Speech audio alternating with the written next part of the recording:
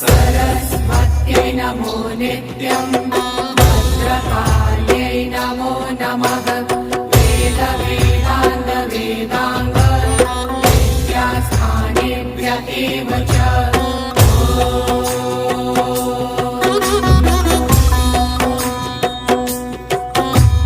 सरस्वती महाभागे विद्ये कमललोचने विद्यारूपे विशालाक्षि विद्यां देवी नमोऽस्तु ते।